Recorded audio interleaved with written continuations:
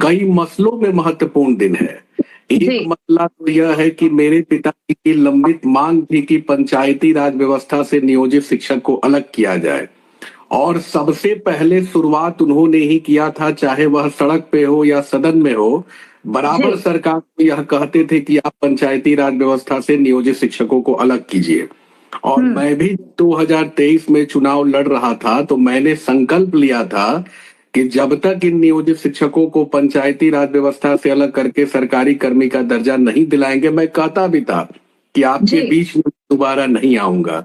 लेकिन आज का यह दिन, एक तो मेरे पिताजी का जन्मदिन है और दूसरा आज ही पूरे बिहार के शिक्षक जो सक्षमता उत्तीर्ण हो गए हैं, जिनको नियुक्ति पत्र मिल चुकी है, आज वह शिक्षक विशिष्ट शिक्षक के रूप में अपने ही विद्यालय में योगदान कर रहे हैं। यह दिन आज बहुत ही महत्वपूर्ण दिन उन शिक्षकों के लिए है, क्योंकि यह शिक्षकों की मांग थी। मेरे परिवार के लिए भी यह दिन बहुत महत्वपूर्ण है। और मैं तो देख रहा हूं कि आज मेरे स्वर्गीय पिताजी की आत्मा जहां भी होगी वहां से देख रही होगी, और उनकी आत्मा को भी शांति मिल रहा होगा कि हमारा जो एक संकल्प था, हमारी जो एक सोच थी, इन शिक्षकों को सरकारी कर्मी का दर्जा दिलाना, आज वह सफल हो गया है। और इसके लिए तो मैं बिहार के माननीय मुख्यमंत्री महोदय जी को भी बहुत धन्यवाद और आभार प्रकट करता हूं, जिन्होंने यह ऐतिहासिक फैसला 2023 में लिया और आज पूरे बिहार के, चाहे वह प्राइमरी से लेके +2 विद्यालय तक के शिक्षक को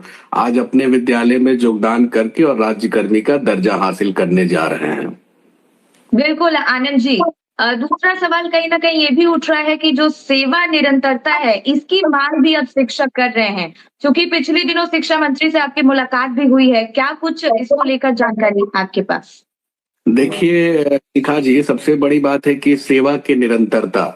तो सेवा की निरंतरता, जब शिक्षक हमारे आंदोलनरत थे तो 2020 में एक सेवा शर्त नियमावली शिक्षकों के लिए बनाई गई थी। उसमें महती भूमिका मेरे पिताजी के साथ बिहार विधान परिषद के दोनों माननीय सदस्य जो हैं, संजय कुमार सिंह और संजीव कुमार सिंह, उन दोनों ने भी महती भूमिका सदन में निभाया था। और एक जो है शिक्षकों के लिए एक सेवा शर्त नियमावली बनाई गई थी, और वह सेवा शर्त नियमावली के कंडिका 12 में 7वें नंबर बिंदु पे आप देखिएगा, उसमें स्पष्ट लिखा हुआ है कि सेवा की निरंतरता,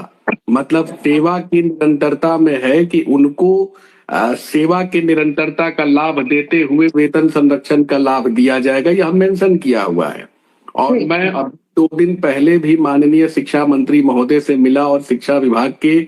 वरीयतम उच्च पदाधिकारी से भी मिला, और पूर्व में भी जब यह नियमावली बन के आई थी उस समय भी लगातार मैं जाके और सभी अधिकारियों से मिला था और माननीय मंत्री से मिला था, और मैंने उस समय भी लिखित रूप से यह दिया था, विभाग को इंडिकेशन भी दिया था, और विभाग भी इस बातों पे अपनी सहमति दिखा रहा है। क्योंकि आप देखी होंगी कि उसमें जो विशिष्ट शिक्षक नियमावली है उसमें स्पष्ट रूप से इंगित है कि शिक्षकों को प्रशिक्षण की तिथि से वरीयता का निर्धारण किया जाएगा। यानी कि जो विशिष्ट शिक्षक नियमावली है उसमें कह रहा है कि आप जब से प्रशिक्षित वेतनमान प्राप्त कर रहे हैं तब से आपको आपकी वरीयता का निर्धारण हम करने जा रहे हैं। यह शिक्षा विभाग ने ही विशिष्ट शिक्षक नियमावली में इस प्रोविजन को हम लोगों ने जुड़वाया था, और यह बातें जुड़ी है। दूसरी बात शिखा जी मैं आपको बताना चाहता हूं कि जो हमारे नियोजित शिक्षक पूर्व में थे और जो हमारे नियोजित शिक्षक चले गए, आपको योगदान कर लिए TRE 1 में या TRE 2 में, तो वहां उनके लिए एक सबसे बड़ी चिंता का विषय था, जब यह प्रधानाध्यापक का परीक्षा का निकला था उनको अप्लाई करने के लिए, तो वैसे शिक्षकों ने हमारे सामने यह समस्या को रखा था कि मैं प्रधानाध्यापक परीक्षा में कैसे शामिल होऊंगा, हमारी तो नई नियुक्ति हो गई है, भले मैं पूर्व में कार्यरत था, शिक्षा विभाग में नियोजित के रूप में मैं कार्य किया हूं, लेकिन मैंने जाके और उस समय के वर्तमान शिक्षा विभाग के पदाधिकारी से मिला और मैंने आग्रह किया, तो उनके पोर्टल पे यह सुविधा जनरेट होके आई, उनके अनुभव की गणना हुई जिसमें 3 बातें आई। एक बात थी कि नियोजित जो पूर्व के नियोजित शिक्षक है उनके अनुभव की गणना करते हुए उनको BPSC प्रधानाध्यापक की परीक्षा में बैठने की अनुमति दी जाए। दूसरी बात थी कि उनके उम्र सीमा में छूट देने की बात को 2022 में मेरे पिताजी ने एक पत्र निर्गत कराया था, पत्रांक 22, उसी के हवाला देते हुए मैंने अधिकतम आयु सीमा 60 वर्ष तक कराने के लिए मैंने छूट कराया था। और तीसरा था जो ईडब्ल्यूएस में 5% अंक का जो ग्रेस अंक होता है, यह 3 विषय को हमने बाद में जुड़वाया था।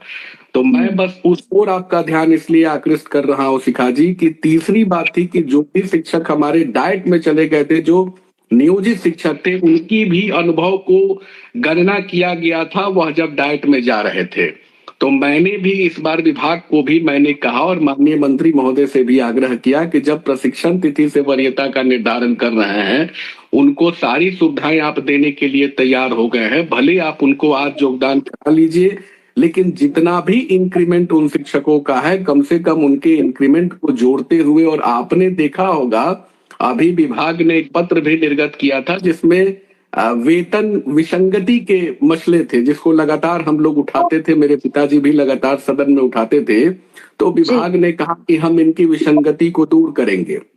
मैं आपको ध्यान आकृष्ट करूंगा कि 2015 में जो इनकी वेतन बनाई गई थी, उसी समय एक बात और तय हुआ था कि 3 वर्ष पे एक इंक्रीमेंट इन शिक्षकों को दिया जाएगा। तो मैंने भी मांग किया, मैंने भी ध्यान आकृष्ट किया कि 2006 से 2009 एक इंक्रीमेंट,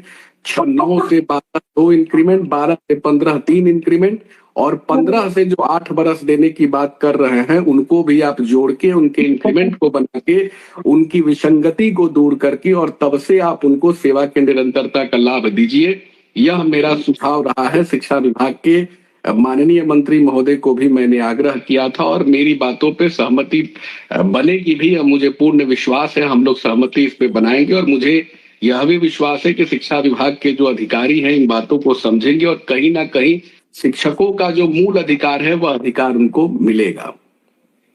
बिल्कुल आनंद जी, शिखा थोड़ा सा रोकेंगे हम आपको। नहीं, ठीक है, लगातार आपकी बातचीत होती रहती है शिक्षा विभाग के जो अधिकारी हैं, चाहे